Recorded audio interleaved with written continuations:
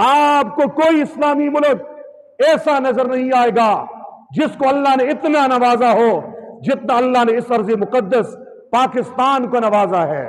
یہ وہ ملک ہے جس سے اللہ نے چاروں موسم دیے ہیں۔ یہ وہ ملک ہے جس کی زمین میں اللہ نے معدنیات کے خزانے رکھ دیے ہیں۔ پھر یہ وہ ملک ہے جو کلمہ لا الہ الا اللہ محمد الرسول اللہ کی بنیاد پر بنا ہے۔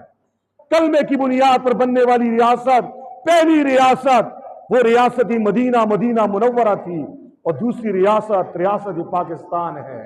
دنیا کی نمبر 1 دفاعی خفیہ ایجنسی کے مجاہد اللہ نے میرے وطن کو دیے ہیں۔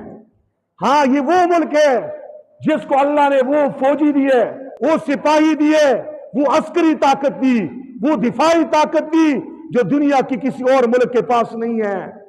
اور پاکستان کو اللہ نے یہ صحرا بھی عطا کر دیا کہ یہ محافظ حرمین ہیں۔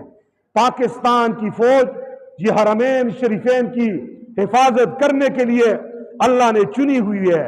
پاکستان وہ واحد ملک ہے اسلامی ممالک میں سے جس سے اللہ نے ایٹمی طاقت سے بھی نوازا ہے۔ دشمن 1000 بار سوچتا ہے، پھر پاکستان کی طرف نگاہ اٹھا کے دیکھتا ہے۔